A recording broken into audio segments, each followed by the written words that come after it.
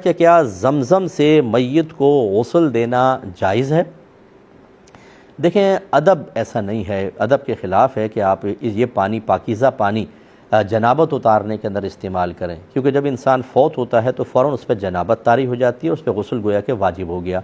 اب چونکہ مردہ اپنا غسل خود تو نہیں اتار سکتا، اس لیے زندوں کو حکم ہے کہ اس کو غسل دیں، تو لہٰذا ہم غسل دیتے ہیں، اور وہ پانی جو اس کے جسم سے لگ کر گر رہا ہوتا ہے یہ ماء مستعمل ہوتا ہے، جو جنابت کو اور اس کے بہت سارے گناہوں کو لے کر بہہ رہا ہوتا ہے۔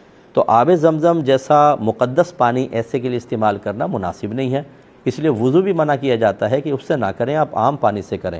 ہاں، یہ ضرور ہے کہ آپ پہلے عام پانی سے نہلا لیں، نہلانے کے بعد جب کفن پہنائیں تو پھر تھوڑا پانی اوپر بدن پہ چھڑک دیں، کفن کے اوپر چھڑک دیں کہ چلو اس پانی کی برکت بھی ہے تو برکت حاصل ہو جائے گی، لیکن غسل دینا مناسب نہیں ہوتا۔ بسم اللہ الرحمن الرحیم۔ یہ کسی نے پوچھا تھا کہ کسی نے کہا ہے کہ جنت البقیع دنیا کا واحد قبرستان ہے جہاں عذاب الہی نازل نہیں ہوتا بلکہ صرف رحمتوں کا نزول ہوتا ہے، اور یہاں دفن شدہ ہر شخص بخشا جائے گا، کیونکہ ایمان کی حالت میں مدینے میں موت آنا بھی بخشش کی علامت ہے۔ کیا یہ بات صحیح ہے؟ دیکھیں، یہ دعویٰ مطلب خود ساختہ ایک دعویٰ ہے۔ ایک ہوتا ہے حسن ظن قائم کرنا، اور ایک ہے کہ حقیقت حال تو یہ ہے کہ جنت البقیع کے اندر نبی کریم صلی اللہ علیہ وسلم کے زمانہ اقدس کے منافقین بھی دفن کیے گئے ہیں، اور وہ منافق تھے جو منافقین اعتقادیہ تھے، کہ جو نبی کریم کو دل سے نبی تسلیم نہیں کرتے تھے، اور وہ مطلب صرف ظاہری طور پہ کلمہ پڑھتے تھے، تو کیا ان کے اوپر رحمتیں نازل ہوں گی؟ لازم بات ہے کہ ان کو تو عذابات قبر ہوں گے۔ تو اس لیے یہ کہنا کہ جنت البقیع میں جو بھی مدفون ہوگا اس پہ عذاب الہی نازل نہیں ہوگا، وہ کیوں؟ دوسری بات ہے کہ کیوں نہیں ہوگا؟ اگر وہ کہتے ہیں کہ اس میں صحابہ کرام مدفون ہیں تو پھر اس کی تخصیص کیا جنت المعلا کے بارے میں آپ نے کیوں نہیں کہا کہ مکہ کے اندر جو جنت المعلا ہے اس میں بی بی خدیجہ الکبریٰ رضی اللہ تعالی عنہا جو سب امت کی والدہ ہیں وہ مدفون ہیں، تو وہاں پر پھر یہ حکم کیوں نہیں لگایا آپ نے؟ واحد اس کو کیوں کہا؟ اور اب بھی بہت سے ایسے ہوں گے جو منافقین، جو بد مذہب قسم کے لوگ اگر وہاں مدفون ہو جاتے ہیں، جیسے جس کا وہاں انتقال ہوتا ہے، جنازہ پڑھایا وہیں دفن کر دیا، تو کیا آپ یہ گمان کرتے ہیں کہ اس کے بارے میں بھی ایسا ہی ہوگا؟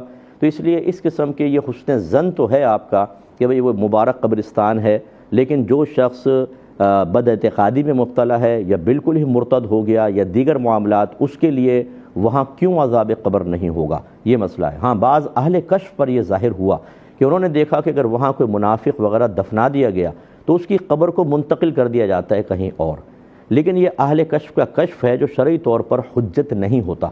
باقی یہ ضرور ہے کہ نبی کریم صلی اللہ علیہ وسلم نے ارشاد فرمایا کہ جس سے ہو سکے وہ مدینے میں مرے، کیونکہ جو مدینے میں فوت ہوگا میں بروز قیامت اس کی شفاعت کروں گا۔ تو لہٰذا اتنی بات آپ کی درست ہے کہ جو حالت ایمان میں مدینے میں مر جاتا ہے، وہ چاہے جنت البقیع میں دفن ہو، وہ چاہے کہیں پر بھی دفن ہو، نبی کریم صلی اللہ علیہ وسلم اس کی شفاعت فرمائیں گے۔ تو خلاصہ کلام یہ ہوا کہ اس طرح کا دعویٰ بغیر کسی شرعی دلیل کے کرنا مناسب نہیں۔ عقلی دلائل میں نے آپ کی خدمت میں ذکر کیے۔ باقی جنت البقیع بڑا مبارک قبرستان ہے، وہاں پر دفن کی سعادت حاصل ہو جانا بہت بڑی سعادت کی بات ہے، لیکن کسی مرتد کے لیے نہیں، کسی منافق کے لیے نہیں، کسی بدعقیدہ کے لیے نہیں۔ اگر وہاں دفن ہو بھی گیا اس کو وہیں پر عذاب شروع ہو جائے گا۔ لہٰذا یہ مطلقاً ایک اس طرح کا دعویٰ کرنا یہ محتاج دلیل ہے۔ کوئی دلیل لے آئے تو ٹھیک ہے، لے کر آ جائے، لیکن مجھے نہیں لگتا کہ وہ دلیل لا سکے گا۔ ایک بہن نے مزید ایک کویسچن کیا تھا کہ اسٹاک ایکسچینج سے جو کچھ ہمیں کمائی یا آمدنی ہوتی ہے کیا اس سے حج یا عمرہ کیا جا سکتا ہے کہ نہیں؟ تو دیکھیں، یہ تھوڑا سا اس میں مختلفی مسئلہ ہے۔ بعض مطلقاً منع کرتے ہیں اور اس کی روزی کو ناجائز کہتے ہیں، یعنی اس کے جو کمیشن یا کوئی بھی پروفٹ ملتا ہے، اور اسی طریقے سے بعض صورتوں میں اس کو جائز قرار دیتے ہیں۔ اس لیے ہمارا مشورہ یہ ہوگا کہ اس کی خالصتاً کمائی سے حج یا عمرہ نہ کیا جائے، بلکہ اور پیسوں سے کیا جائے۔ اگر فرض کر لیں آپ نے جواز کا فتویٰ بھی لیا ہے، پھر بھی چونکہ مشکوک ہے تو بہتر ہے کہ عمرہ یا حج بالکل پاکیزہ کمائی سے کیا جائے اور اسے کسی اور کام میں استعمال کر لیا جائے۔